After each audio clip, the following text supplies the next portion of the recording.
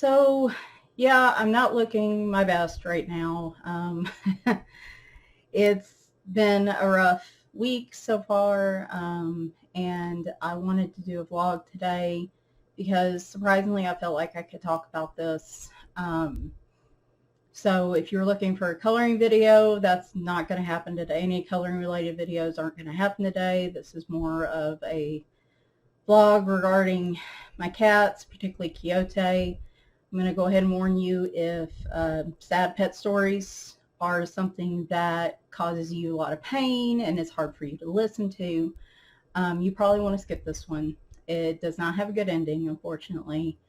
And yeah, so I just wanted to go ahead and let you know. I know sometimes that's hard, especially if you've recently lost a pet yourself.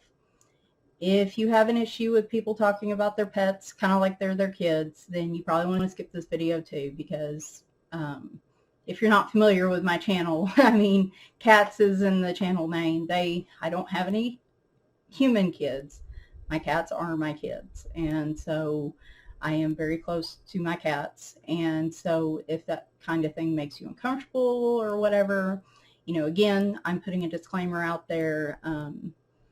And if you feel the need to tell me I should have done things differently, or you have an issue with how I did things, then you probably just want to skip right on over that too. Because if you feel like you're going to get to the point where you feel like I did something wrong, I am not in the mood to deal with that. I did the best I could, and I feel good about the decisions I made. And that's one of the reasons I'm doing this video, is I want to talk about this openly. I know many of you are close to your pets like I am, and decisions like this can be hard, especially when you don't really know what's going on. But I want to talk openly about this because it might help somebody else. It might help somebody else who's either struggling with a decision about their pet, or has struggled with a decision about their pet and maybe feeling some guilt over it. I want to talk about this, and hopefully for those people or for somebody else that this might do some good and hopefully help others maybe towards their own healing. And it's something I feel like I can do that's going to help me towards my own healing in this regard. So, okay.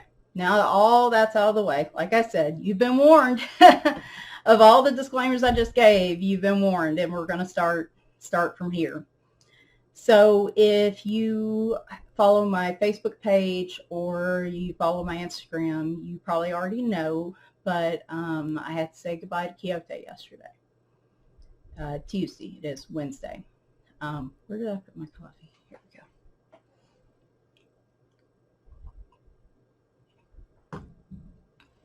It's not, there's nothing in the coffee. I wish there was, but I've still got plenty to do today. So it's just coffee. I promise. I'd say liquid courage in a way, but not really, because there's nothing else in there. Anyway, so if you've been watching my videos past few months, you know that I've been having I had a lot of problems with Quixote. About the time we had our utility room work done, like, he was the most sociable that he had been in 14 years. He was downstairs all day. I was having to practically drag him in off the screen-in porch at night because he was hanging out there. He was hopping up in the bed with me at night and cuddling up next to my head to fall asleep. And he's never been a social butterfly up until, I don't know, about 4 or 6 months ago. So for about a 3 or 4 month stretch, he was just super, he was, I mean, he's always been happy, but he was sociable too. Even with the new addition, when Leroy came in February, he was still cool with it. And I noticed about the time we had the utility work done, which was kind of the end of July, I think, I noticed he started staying upstairs a lot more, which was the way he used to be years ago. And at first I didn't think anything of it. I figured it was just new people, new construction going on, his allergies. He's had constant issues with allergies over the years. His allergies were probably acting up. But it was almost like a switch flipped overnight, where he went from, you know, this cat that I would at least see a handful of times out of the day and, you know, interact with most of those. Because he'd hop up on my desk or he'd hop up on the couch or in the bed or something to, I never saw him unless I went to him upstairs. And so we made some trips to the vet. We figured he did sound pretty clogged up, so we tried some antibiotics and some different stuff. He still didn't, over the course of the past few months, we tried antibiotics. We took his blood work. Blood work didn't really show anything. They tried the laser treatments. That's what we've been going for a couple times a week.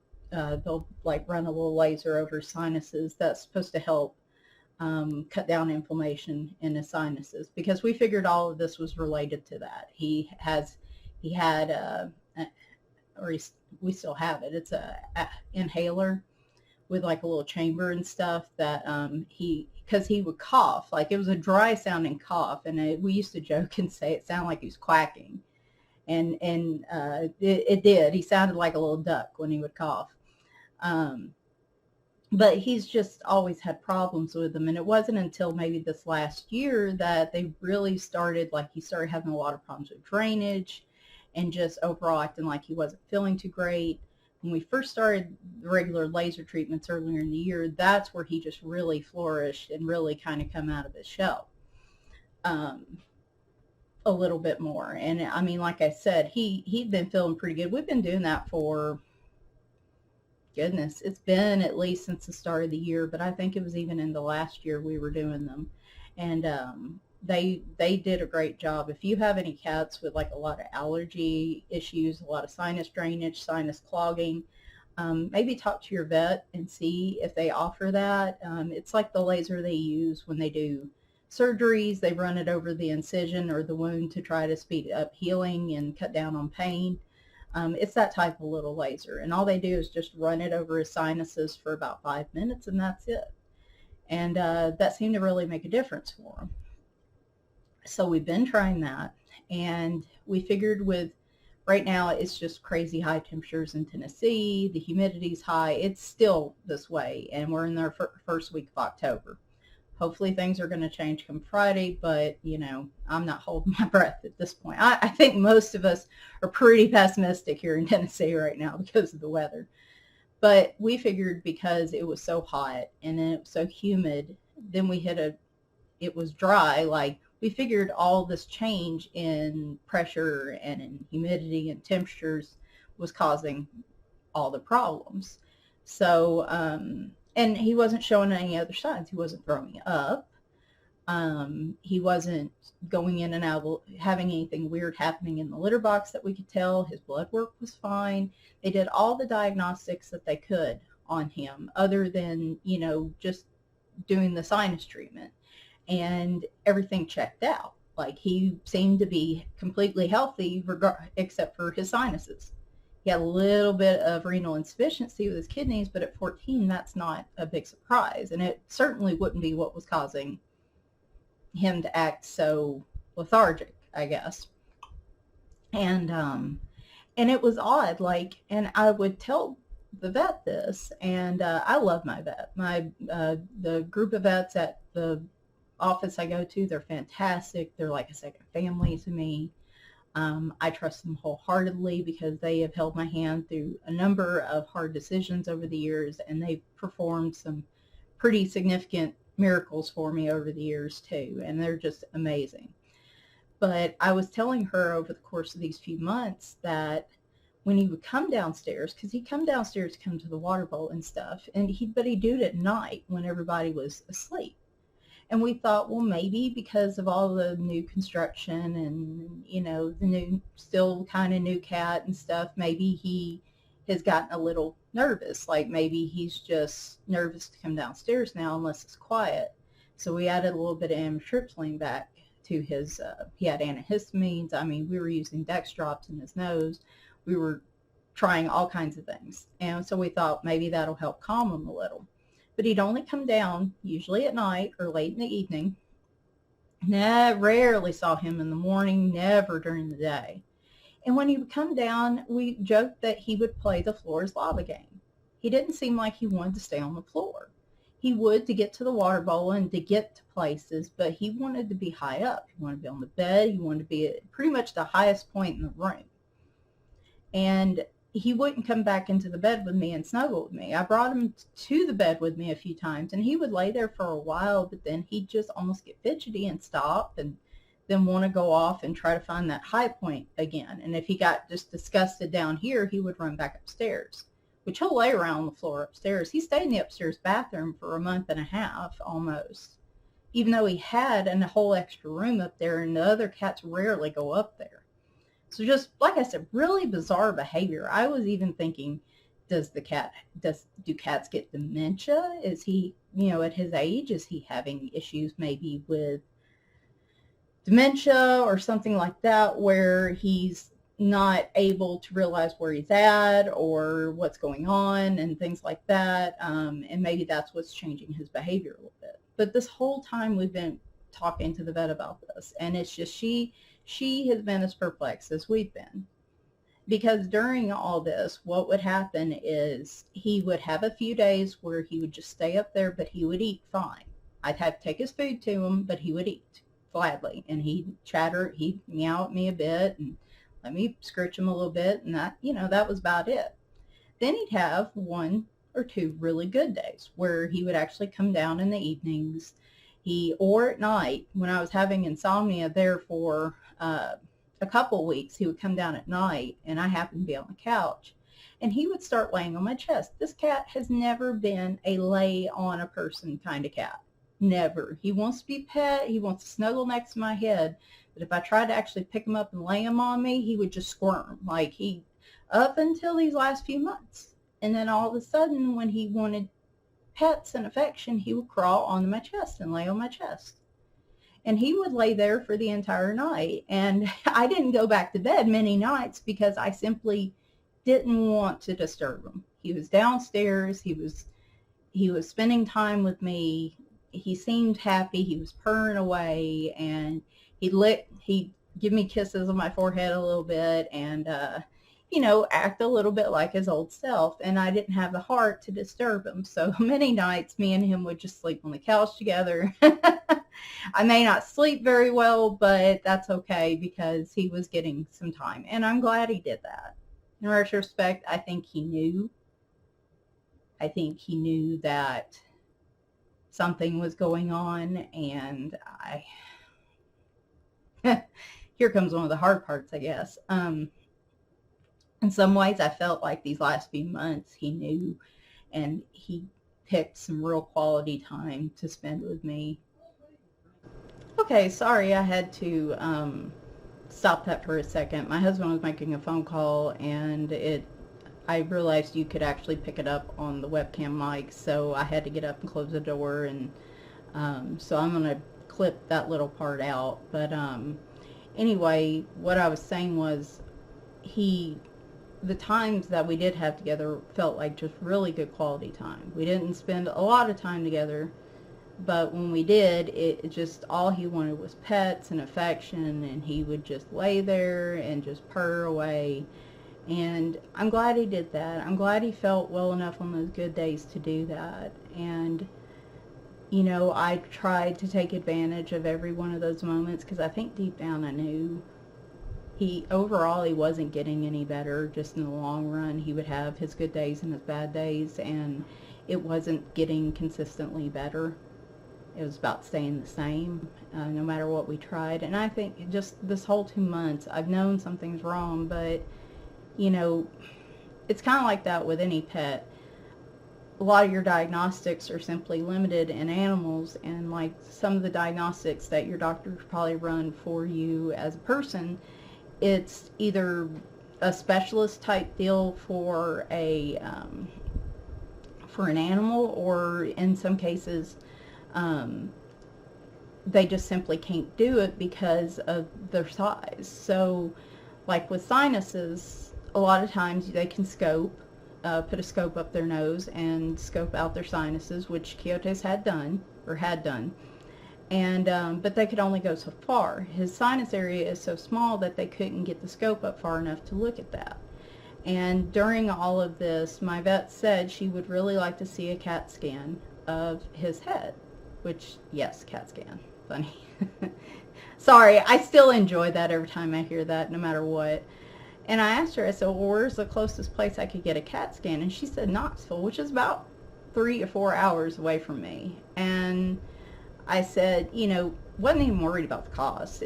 But I'd have to go to basically a veterinary hospital. And I asked her, I said, well, if we do this and they find like polyps in his sinuses or whatever, would the treatment change if we could actually find something? Because if it was something that I could actually improve his quality of life, if they were able to narrow down and make a diagnosis, then we'd suck it up and do it, right? Like, I mean, I would in a heartbeat. But she said that really, if he had polyps like she thought he did, or she said the treatment that we were doing really wouldn't change, because as far as she knows, they can't just go in there and clear out the polyps from their sinuses, again, just because of the delicacy of it in a cat. And basically the treatment wouldn't change. We would just know for sure. And he was feeling, you know, like I said, he was kind of sitting there wavering between good and bad days and kind of okay days. And it wasn't worth it, because we would have had to been an overnight trip. And he's pretty, I keep talking about him in the present tense.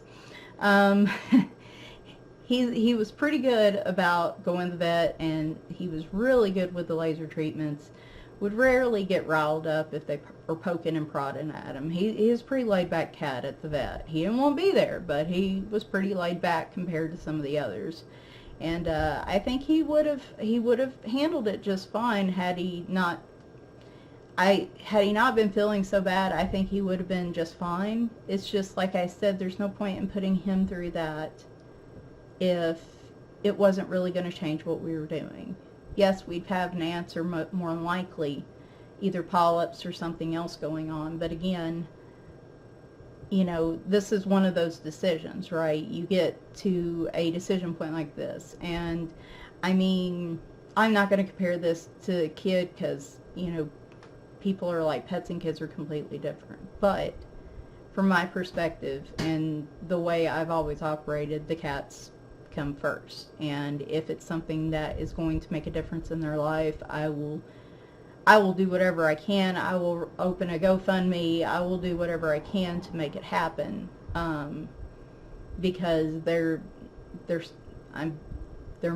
mine. They're my pets. They're my family. And but I'm also not going to do something that's going to make them miserable and not really give us a whole lot to work with. And the vet agreed. She said it would just, if there was somebody closer, it might be different. She said, but really, she said, I'd love to see it. She said, I think it would make a huge difference in knowing what's going on, because she was just like, you're a puzzle.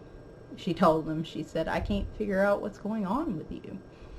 Because after his 1 or 2 good days, he would kind of have a stretch of bad days. A few days where he wouldn't eat as much. He didn't move around. He was way more lethargic than he was even normally. And those would be the times I would panic, and he'd end up going to the vet, and we'd be using Serenia, which is an anti-nausea med, on him, trying to figure out why all of a sudden he's off food. And usually after a day or two, he would pick back up and start stuffing his face and at least eating. With my cats, I can tell when they don't feel good. And, you know, 9 times out of 10, if it's bad enough, if I think it's something to be worried about, they go to the vet. But as long as they're eating, I don't worry super, like, just on a high level. But when they stop eating, that is like the, oh no, crap's going down, this is something I need to look at now. And because with a cat, if they stop eating for, you know, a period of time, it makes them even sicker. So we've been playing this dance for a few months, and I'm not sure what I mentioned in the last video, but I think towards the end of last week he went off his food again. And we took him in Friday again, checked him all over, wasn't running a temperature. he had a temperature. Oh, he wasn't running a fever, and there was nothing that she didn't feel anything on him with a full exam. She checked, his throat wasn't sore. He actually didn't sound congested at all. It was clear as a bell. And just like I said, for all intents and purposes, he looked perfect. He looked perfectly well and like he should be fine, but he just didn't want to eat. So we did a laser treatment. She said she decided to cut out the antihistamine and stuff. She said maybe that's just making him drowsy, and we'd do prednisone and for a few days. And we did try a steroid shot a couple months back as well. So Saturday morning he perked up a little bit, and then Saturday night he wouldn't eat again. Come Sunday morning he wouldn't eat again, and at this point he didn't even want to lift his head up or move. Where he was he had finally moved into the cat room up there, but he was tucked in this little crate in the corner under a desk, and he just didn't want to move. He didn't really want to lift his head up or nothing.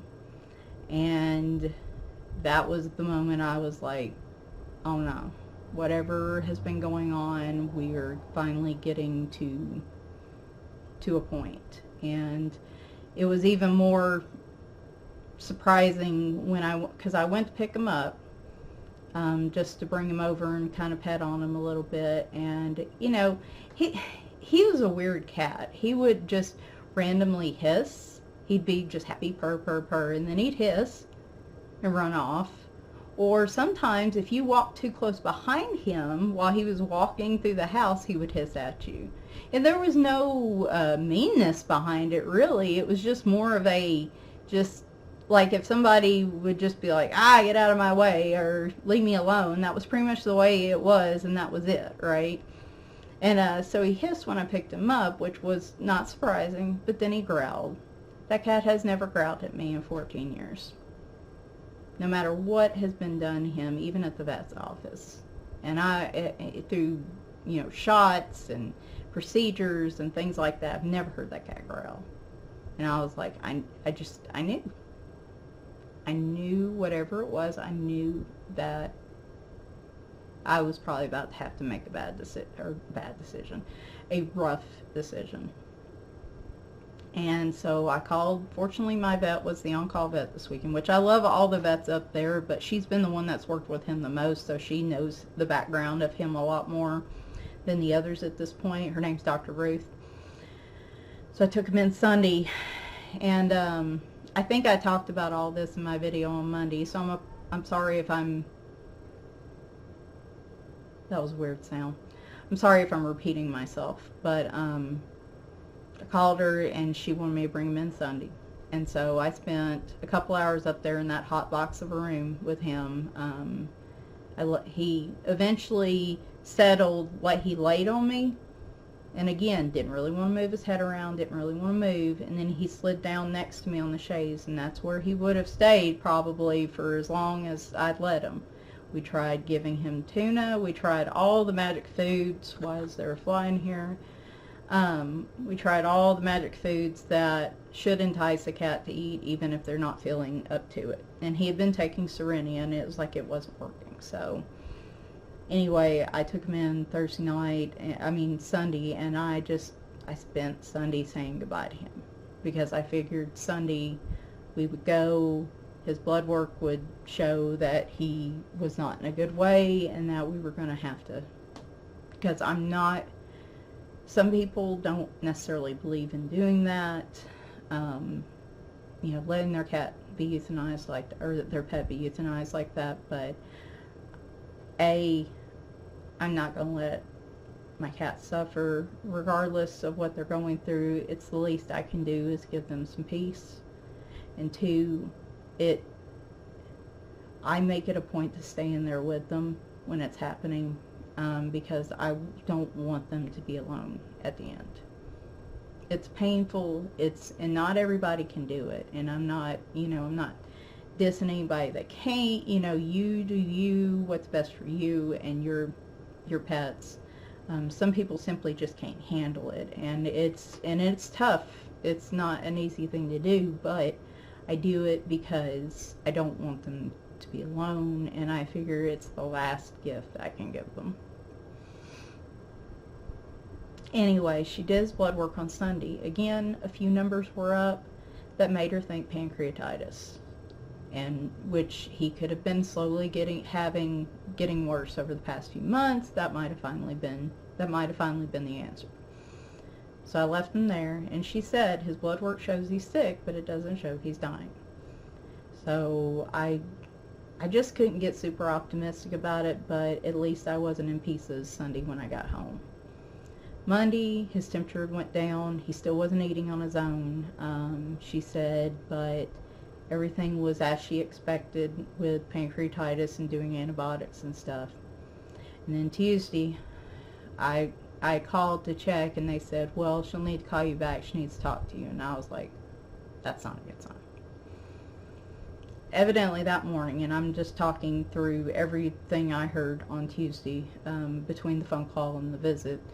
Evidently on Tuesday when they come in, Sunday he was a little lethargic. Monday they had a little box for him to hide in, but he'd come out and, like, you know, they'd pet on him and he'd purr a little bit, but I mean, he wasn't super bouncy or active or anything.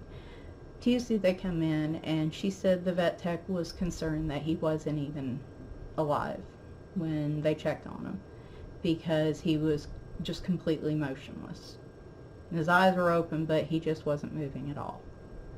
And they noticed, he was alive, and they noticed that he wanted to keep his head down. He did not want to raise his head at all. When they would lift it, they tried lifting his head up at one point, he just froze, like his legs locked out, and he just kind of froze like this for a period of time, at least until they put his head down. And then he would just kind of be like, okay, like completely oblivious that just happened.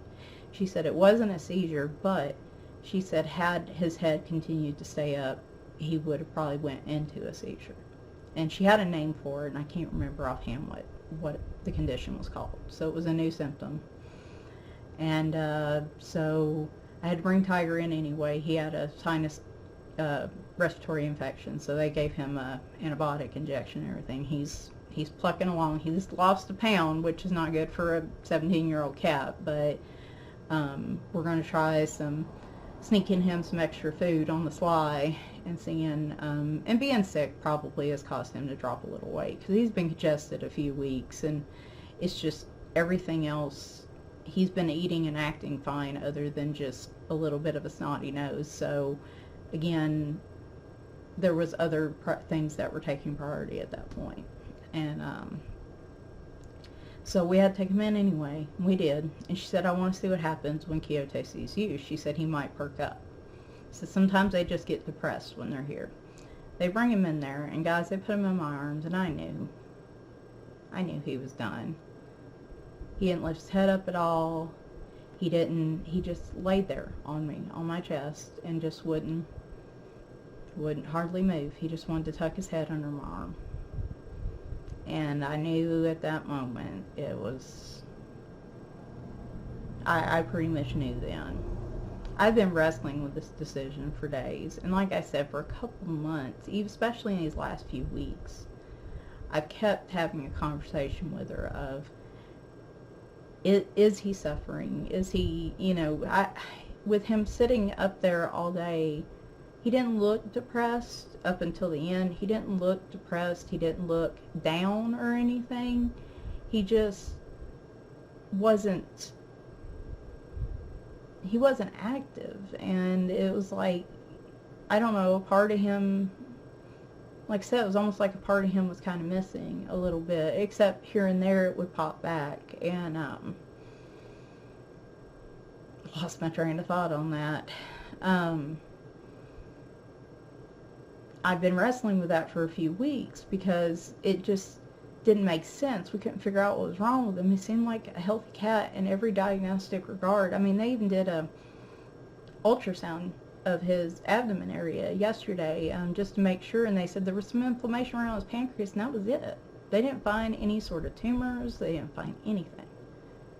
And it was hard for me to sit there and say, there's something wrong with him. We can't figure it out. He seems healthy otherwise. I don't want to do anything to him if he still got quality of life. It was just really hard for me to tell, and I've been wrestling with that for weeks and just feeling guilty and not sure what I should do. And Sunday I was torn to pieces because I didn't know what to do. And I did. So yesterday she said with the freezing thing and everything, she said it could be he has some inner ear issues. So we went and looked in his ears were clear. And then she looked in his eyes. And she took some pictures and showed us, and generally you have blood vessels that are running through, I guess, at the back of the eye, and you'll see like little squiggly lines where the blood vessels are. Well, he had a bunch of dots. And what she told me is that's showing he's having hemorrhaging of his blood vessels, which usually signifies inflammation in his brain. And she said the thing is that opens up a whole host of possibilities. She said he could have encephalitis, he could have bacterial meningitis, he could have toxoplasmosis. She asked me if he had eaten if we'd found any rodents or any remains of rodents in the house the past few months, or even just recently. And I said, unless they're eating them entirely, I haven't seen a mouse since before Brent moved in. And you're talking, oh Lord, how long has that been? 2014, so 5 years ago, at least. And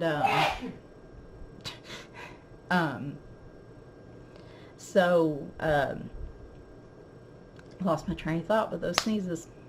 Anyway, she said it also could be all these different types of neurological disorders. And she said the problem is, again, they're limited in what they can see in terms of their brain, in terms of their sinuses.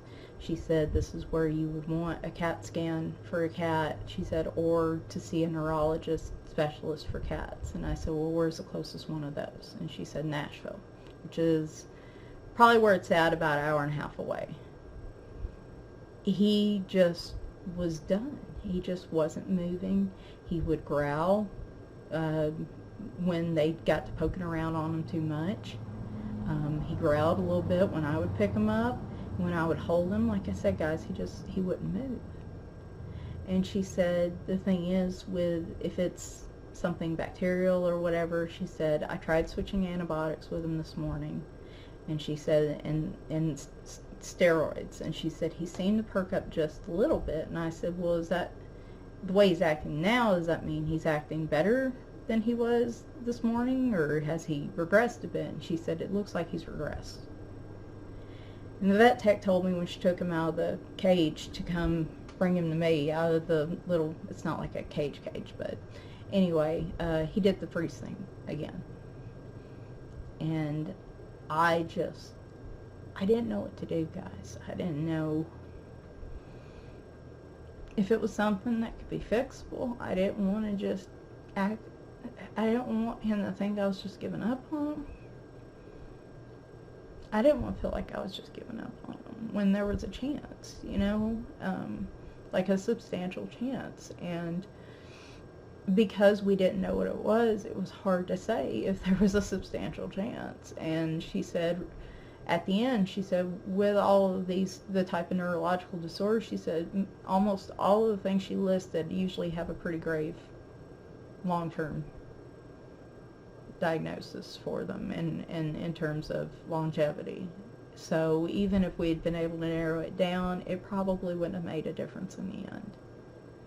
And she said we could, with the new antibiotic, she said we could try it for 24 hours and see if it works.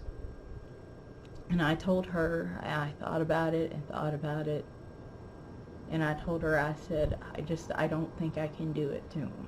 Because my biggest concern, especially with the freezing up and everything else going on, I didn't want him to be alone and have a seizure or pass away there alone at the vet's office, like in the middle of the night. I didn't want to do that to him.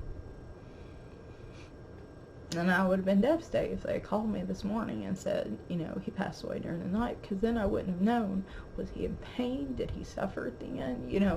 I would have, it wouldn't have went well for me either. So I told her, I said, I can't put him through this anymore. And that was, I've had hard decisions before. I've had cats pass away from cancer. I've had cats pass away with Felix. I think his body just gave up and his organs were shutting down. He didn't want to eat, and his kidneys were, he was in like just really advanced kidney failure at that point.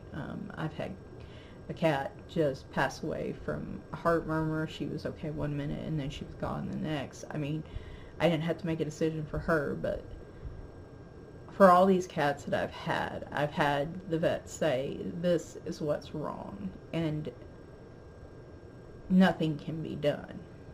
And then the decision, is kind of made for me, because again, I'm not going to let one of my cats suffer because because I want them around longer.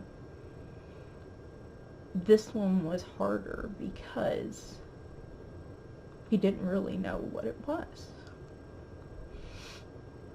And like I said, I feel like it was the right decision even now, because I saw where he was at. I saw how he was, and she said that, it wasn't like if it was a certain one, there would be a great possibility that we could cure it. If that had been the case, I would have been like, let's go to Nashville, let's do what we need to do. But with everything she listed, she said the prognosis is not good for any of them. So I knew he was done, and because of all that, like I said, I didn't want him to be alone. I didn't want his last moments to be alone, to be like really suffering, or just, I couldn't do that to him for such a small chance that already looked like it wasn't going to work. And like I said, that's, I think, probably one of the hardest ones I've had to make, because there was no, this is what it is. The decision's kind of made. It was, I had to decide without really even knowing what's wrong. If he had just popped up with this like 2 days ago, I would have probably tried to fight. But because because he has had such a rough couple months and things had not gotten any better, and we said that any of these diagnoses could explain why he's deteriorated over the past few months. And because he had dealt with it for so long, I knew even if we could figure it out, he probably didn't have long. So I sat there, I said goodbye to him. He was in my arms for the whole time. And the thing is, to me, it seemed like he wasn't even really there anymore.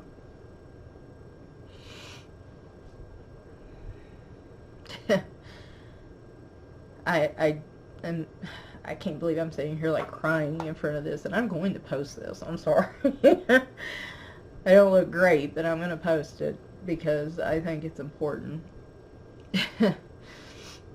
Actually, I'm surprised being the day after I'm not still bawling my eyes out. But like I said, and that bothered me yesterday when I got home, because I felt guilty in a way. I was like, I bawled when I was there, and I bawled on Sunday, and just, I've had my moments, but I think because I knew it was the best way to give him finally some peace, because I've been kind of preparing myself for it, because I had seen how, the last few months we've been shifting to this. It's been more of a gradual acceptance than just all of a sudden one day he's fine, next day he's not. I think because of that, I had already worked through some of this, so that I'm actually able to work today, which looking at my workload, it's not like I really have much of a choice, but I did take the remainder of yesterday off because I already worked like 18 hours by Monday night, and I messaged one of my coworkers, and I told her, I said, because she knew I had an animal to vet, and I told her, I said, this is probably not going to end well, I'm taking off the rest of the day, and didn't catch, they were very understandable about that, so thank goodness for that. Mostly today I'm working just to have a distraction, so, oh my gosh, this went a lot longer than I meant for it to, but I guess I needed to just talk it out, and, so he's being cremated, and like I have my others, and I'll go pick him up probably next week sometime, and I was sitting there at the end holding him and talking to them about it, and like I said, that was a moment she said, and the thing is, when it was happening, she said usually it takes a few minutes. They're usually unconscious after about 30 seconds, and then it might take a minute or two. She checked him after 30 seconds, guys. He was already gone. She said he wasn't far off. She said, you did the right thing. And it's a small comfort, really, in the grand scheme of things. But, I mean, it doesn't matter if it was the right decision or not. I still lost one of my babies. It's funny, people think with 11 cats that, a lot of people, when I tell them that, they think, oh, you don't probably pay attention to all of them, and, how can you keep up with them, and this and that. And the thing is, they're all different. They all have their own different personalities. They all have their own different nuances and likes and dislikes, and I know every one of them, and I do spend time with every one of them. I may not spend the same amount of time with them each day, but for the ones that don't need ongoing attention every day, when they want attention, it's like what happened with Quixote. It's quality over quantity. We have a good long petting session, and then they're good to go for a while. They want pets, they seek me out. And 9 times out of 10, it doesn't matter what I'm doing, I'll drop what I'm doing to pay attention to them. 9 times out of 10. And, so like with Quixote, some of the funny things about him, which I've talked about in my videos before, but are things that I want to remember about him. Him and Reap Sheep were the only cats in the house that would play fight. And I did get some video of them play fighting. I'd like to include it on this one, but my computer videos and my phone videos, I'm having a hard time getting those imported into my tool. And I'm not really in the mood to fuss with it right now, so if I do that, I might just do it in a separate video with some pictures of them or something. And, okay, hang on a second. Let me get the door again.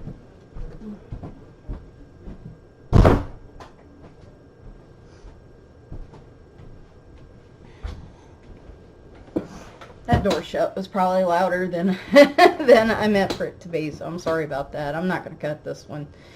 I'm getting lazy now. But, what was I going to say? Oh. So yeah, him and Reap Sheep are the only ones that would play fight, and they would just wrestle around the floor. They only wanted to do it when no one was looking. If they noticed you looking at them, they would stop, like they thought they were doing, they were going to get in trouble and they were doing something wrong. Only 2 cats in the house that would play like that. They didn't cuddle together. They didn't hang out together. They just every once in a while would start to play together. And it was the cutest thing to see them rolling around and wrestling with each other. Like I said, Quixote was a quality over quantity cat. He didn't want affection very often, but when he did, oh, you just better drop everything and pay attention to him. He is the star. He would get in the bed with me, and up until the end, where he would lay on my chest, he wanted to cuddle up next to my head on the bed. So he'd wrap himself around my head, and I would pet on him. He'd just lay there and purr, and he'd try to groom me on my forehead a little bit. He'd give me kisses.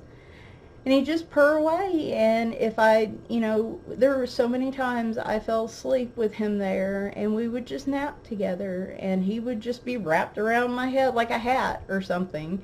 And the best times were when he would take his head, and he would lay his head on top of mine, and he would go to sleep like that. And I mean, when they do that, you're all like, I'm never going to move again, right? Like, I don't want to disturb him. He's so cute. And there were many times that we would just lay there like that, and he would nap, and I wouldn't, or we'd both nap, or like I said, when he wanted love, like, he was a lovey boy. Like, he just was all like, I want to cuddle with you, and this and that. He was playful. He was kind of picky about playing, but when he did get really into playing, like, he would grab a toy and just, it'd be, again, quality over quantity. He wouldn't play all the time, but when he played, it was just, like, real, like, intense there for a while. I guess that's pretty much how he lived his life, was quality over quantity, if I had to describe him. This year, he's been more talkative. Like, he would sit there and yell at me and just talk away to me, almost like a Siamese would. If anybody's ever had a Siamese, they're very talkative cats. And that was him. He would just tell me all about it. And again, when he coughed, he quacked. So we called him Mr. Quack. And he sounded like a duck when he quacked, or when he coughed, he sounded like a duck, and it was super cute. Obviously didn't want him to be coughing all the time, but when he did, at least it was adorable, right? Maybe not adorable at 3 a.m. when he's coughing right next to your head, but because there was some time there about 3 or 4 months ago, he would come to the bed every night around my bedtime or a little bit into the middle of the night, and he would curl himself around my head for the rest of the night. And again, he would do that just in batches. Like, he'd do it for a few days, and then he'd stop. And then he'd come back for a few days. And I never quite knew, but when he was there, I tried my best. And he wasn't super invasive about it. Like, it wasn't like most of the time it was uncomfortable to have him there. It was a comfort. I mean, you got this big purring lump next to your head, right? And as long as he wasn't hogging my pillow. At one point, I had 2 separate pillows. I had one for him, and then I had one raised a little higher, or the one raised a little higher for him, and then the other pillow was for myself, so that we both had plenty of room, right? See what I do for these cats? I just, yeah. Let's see, what else? Oh, the mashed potatoes. And I know I talked about this in a video. There was one night, we come in the kitchen, we had cooked dinner, and we were about to come in there and put it up. And we had made a thing of instant mashed potatoes in the pot, and it was sitting on the stove. And most of the time, like any sort of chicken or beef or whatever we have, we put in the oven or in the microwave or something, because we know the cats will jump up there if we're not in there and try to sneak something. Mashed potatoes, we figured, were something that none of them would have any interest in. We come in there to put the food up, and Quixote is on top of the stove with his head buried in that pot of mashed potatoes, just going to town. And I yell at him, and I'm like, Quixote, what are you doing? And he stops, he looks up, looks at me, just dead on glare, and then he just goes back to eating. Like, he had no qualms about it, like, gave no F's, like, he just didn't care. He just wanted his mashed potatoes. And I suppose it was just maybe the milk product that was in it that probably drew him to it. Never saw him do it again. It was just that one night, and it was the most bizarre thing I've ever seen. One of the most bizarre things I've ever seen the cats eat. And so he was our mashed potato cat. Anyway, like I said, when people hear how many I have, they think, she can't possibly keep up with them all. But he carved his own niche. He carved his own niche here, and he carved it in my heart. And it doesn't matter how many cats I have now or 10 years from now. Nothing's going to refill that spot. nothing's going to take his place. And it's a little easier because he was so withdrawn the last few months. Like, it would have been hard if he had been just out and about and I saw him every single day, and then all of a sudden he wasn't there. It would be a lot harder for me. But because he was staying upstairs, and I've been putting off going upstairs. I don't necessarily have to go up there right now, and I probably won't for a few days till I'm feeling a little more up to it, because that was his domain up until recently. And then then, like I said, even in the last few months, that was his favorite spot in the house because it was the warmest spot in the house, and he loved his warm. He loved the warmth. Hot temperatures, that was his jam. So that was his domain for the most part. He would stay down here and sleep and hang out and stuff, but that was his number one favorite spot, was up there. And it's just, yeah, I think if I had to go up there every day, it would be harder, because I know I would feel a difference. And I've felt the difference the last few months. I've felt it. It's like I said, I kind of already grieved over the loss of his presence downstairs. And, you know, like I said, I think he knew, and I think he wasn't feeling well. And of course, cats can't tell you what's wrong. But I also think it was preparing me for this. So anyway, y'all get to see me snotting and crying today. I am way past needing my hair highlighted. I definitely wasn't going to be able to do it this week, because this week's my only a few appointments week, because I'm trying to catch up at work. And then this dropped on top of everything else. And like I said, I feel like I've talked a long time, and I've went through all the details of this. And, you know, if this is something that's that you find boring, or isn't really something you want to listen to, hey, I understand. But to be quite honest, in a way, this video is as much for me as it is for anybody else that, you know, might find some healing of their own in something like this. Because for me, it's therapeutic. I'm getting this out. I'm processing it, which I need to do.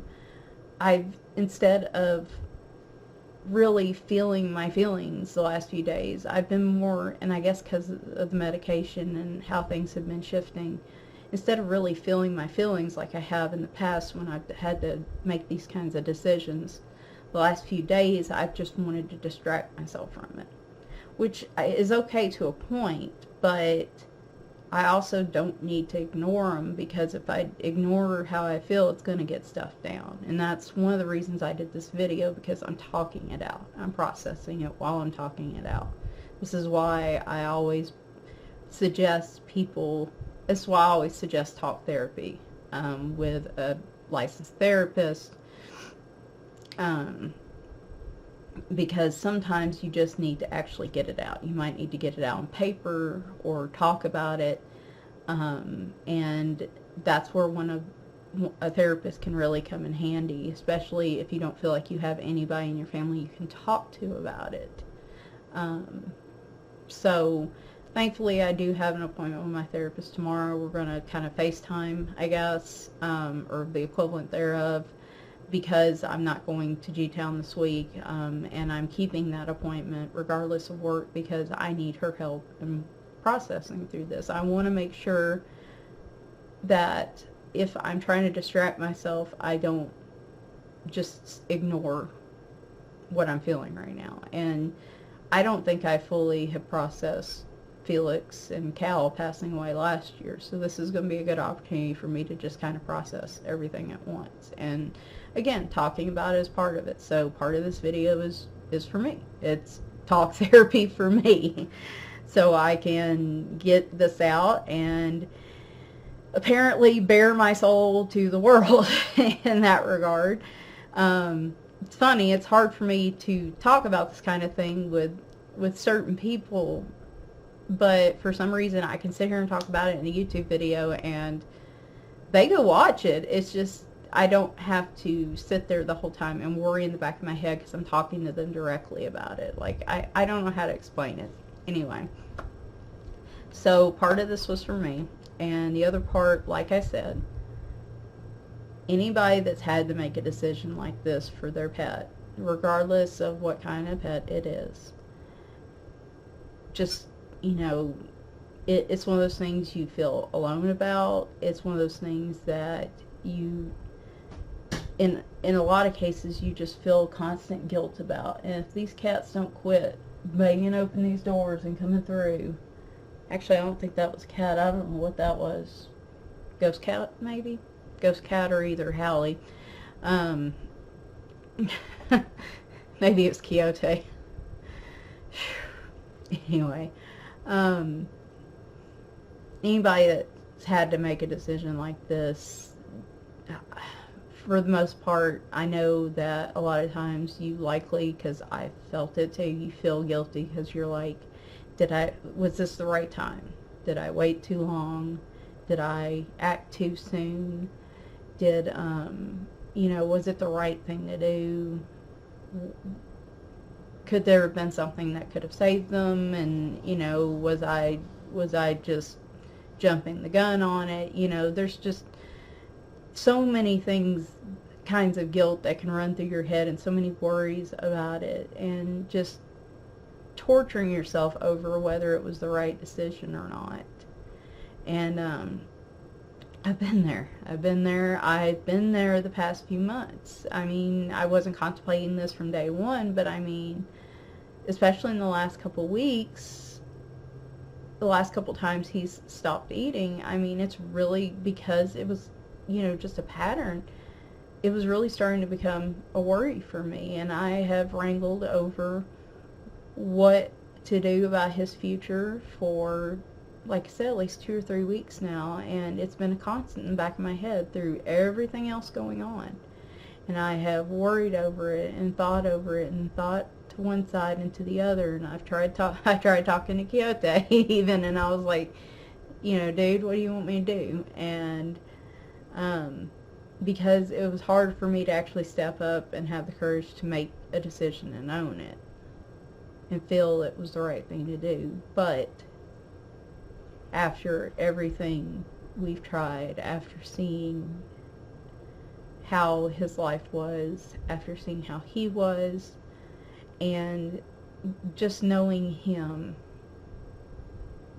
that was a decision that was right for me, it was right for us, it was right for him at that moment in time. And I think in some ways I take comfort in that. So if you are feeling guilty over that kind of thing, you know, maybe this will help, because you're not alone in having to make decisions like that. It's something, I mean, I've got 10 more cats in this house that I'm going to have to probably make a decision like that for many of them over the years, especially because majority of them are between 10 and 13 right now. Oreo is now the second oldest at 14, and Tiger's 17. He's our old man. The rest of them kind of fall, except for Annie and Leroy, the rest of them fall kind of between 10 and 13 right now. So this is something that's going to become, you know, not unusual probably for me, especially in the coming years. So it doesn't get easier. If you have to go through it once, it doesn't get easier when you have to do it with another pet. I hate to tell you that, but it doesn't get any easier. You may wrestle over, you know, should I have stayed? Should I not have stayed? Should I have done this or done that? And at the end of the day, you did the best you could with the information you had. You know your pet. You know, you in your heart, you know what is the best thing to do. And the thing is, you made the right decision for you, and you made the right decision for your pet at that moment in time. And it can be hard to accept that, but maybe in sharing this with you and sharing my worries and my struggle with this, maybe that will help some people actually be able to process that a little bit on their own. And if you can get some healing from maybe being in a similar situation from this, then if one person could get that out of this, then it's, I mean, it's worth it for me, just from my perspective. But if just one person maybe gets something out of this, then it's worth it. It's worth it to sit here and talk about it and cry on camera and look pretty busted up than I normally do, and just kind of burying myself on camera and babbling incessantly about, because some people I know don't get it. Some people are like, you've talked for over an hour about one cat, and you know, that's why it's hard for me to share it with a lot of people in my life, because, you know, a lot of my friends get it, my family gets it to a point. My parents get it. They know me now, and they understand it a lot more than they used to. But it's still, for a lot of people that just don't understand, it's really hard to be open about it. And for some reason on YouTube, you guys seem to get me and get it. So again, I'm not feeling good. I won't feel good for a long time. But I feel at peace with how everything went. I mean, at the end, how everything went. I don't regret what happened. The only thing I regret is that I wish he hadn't had to stay at the vet for those 2 days leading up to that.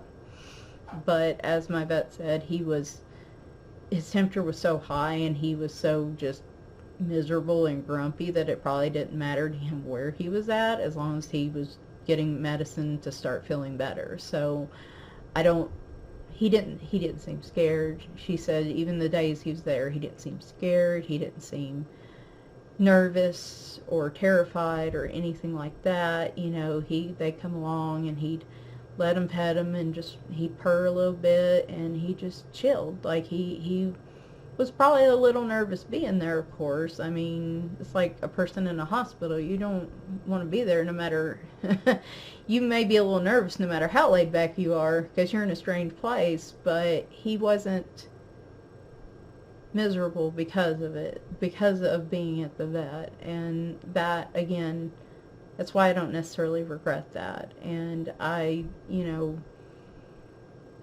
it gives me a little peace to know that my intuition was kind of spot on this weekend. And I mean, I'm glad we tried what we did, and I'm glad that, you know, we gave him a chance, and we gave him a fighting chance to try. But I always kind of doubt that I'm being over dramatic about them, or I'm overreacting to their behaviors, but this gave confirmation to how I was feeling over these past few months, and just gives me a little more confidence in my ability to know when something's wrong. So I guess it gives me a little more confidence in myself in a weird way. So anyway, with all the stories about him, that cat has led a pretty spoiled life for 14 years. When my ex-husband first brought him in, we were at an apartment. We were living in an apartment at a time, and this striped cat had showed up, was super affectionate and sweet, and of course had no collar, had no indication that anybody owned it. Had been showing up for a couple weeks, and like I said, would show up and be super affectionate some nights, and then other nights just be kind of like meh. And finally made a decision to bring him in, and my ex-husband brought him in, and we got him neutered. That cat howled for 6 weeks at the door. He would dart for the door. He would howl at the screened-in windows and at the regular windows. He wanted back out. This was not his jam. He did not want it. It took about 6 weeks to get his hormones out of his system, so he wasn't didn't feel like he needed to get out and roam and everything. It was a rough 6 weeks, I'm not going to lie. Many times during those 6 weeks, I thought, I'm just going to chuck him back outside. But the vet and my research reassured me that he just needed time for the hormones to get out of his system. And once he did, he was one of the chillest dudes I've had, chillest cats I've ever had. And it was funny because after he finally got used to everything and stuff, again, he wasn't super affectionate all the time. And my ex-husband always thought we got the wrong cat. He's like, there must have been 2 of them out there and we picked up the wrong one. But you know what? We got the right one, because he's been just a chill cat. If you think about those people, at least up until recently, if you think about those people that like maybe smoke pot all the time or something like that, and you know somebody like that, and they're just kind of chill and laid back all the time, and nothing really gets them riled up too much. That was Quixote. Like, if I could attribute him to a human equivalent, that was Quixote. Quixote was like Shaggy in Scooby-Doo. Like, he was chill 90% of the time, and the other 10% he was a force to be reckoned with. And he used to chase Tiger when they were younger. I don't know why. I guess because he was another tiger striped cat and he didn't like that.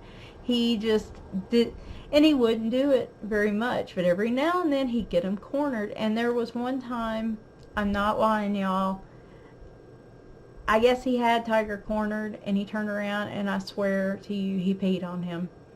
We had to give Tiger a bath. Brent couldn't hardly do anything. He was laughing so hard. He thought it was, because this was like in the last 5 years. This probably happened about 3 years ago or something, when they were both still kind of in their prime. And I just flat out peed on him. And he was not a cat to have any sort of litter box issues or anything. So that just made it doubly bad.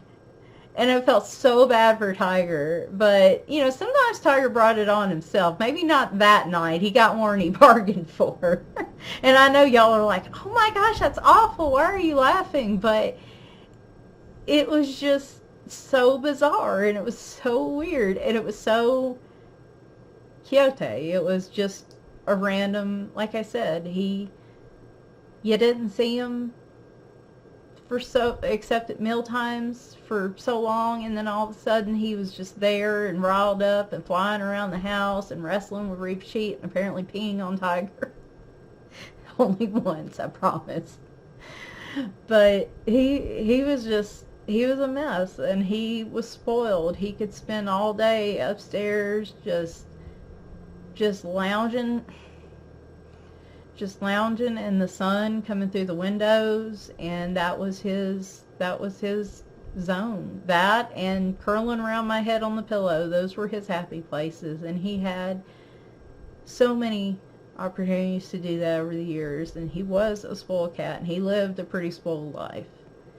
And she had said, you know, she called him an old cat yesterday, and I laughed because I'm like, to me, because of their ages and because of how they, you know, they're still active cats and everything, 14 doesn't seem all that old to me for my cats. But it is. A cat's considered elderly, I think, once they hit 10 and up. So, I mean, 14's a good long life for a cat. But it wasn't enough. And it's, as I said in my post, it's never enough. It wouldn't have, like Dr. Ruth said, it wouldn't have mattered if I had 5 more years with them. At the end, it's never enough when it comes to your pet. So anyway, before I start crying again, I'm going to go ahead and end this and slap these 2 clips together and just load it and let it be. I mean, like I said, this isn't glamorous. There isn't anything super positive or anything out of this. This was just one of those things I felt like I needed to do. And I'm glad I did it again.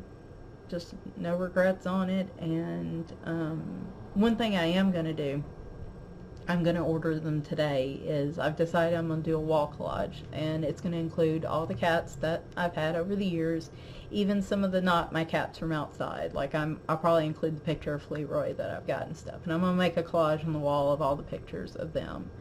And I'm pretty excited to do that, and I think I'm putting it in the kitchen right where, you know, you see it pretty much every time you walk through, and I feel like that is something that'll help a little bit with healing from this, because you know, like I said, this helps, but I still got a ways to go, and hopefully my call with Jill tomorrow will help a little bit towards that. Anyway, guys, thanks for listening. If you've been listening the whole time, I appreciate it. If you leave comments, I'll try my best to come back and at least heart them, but for the moment, I probably won't comment very much. As far as videos, I might be able to do a color and chat, or I should do a what I colored video. I'll probably do that on Friday, and I'll probably include my Halloween books in that same one. So we'll kind of do like a mashup, and then do like a special flip through Friday for all that. And then I don't know, I might try to do a color and chat over the weekend or something. I do feel like coloring, I just haven't had the time. I feel like coloring, but I don't feel like coloring, if that makes any sense. So, a bunch of weird noises today. Like, it's only, I had to wait because the mowers were here this morning. Like, it's like every time I wanted to start a video, some weird noise starts up.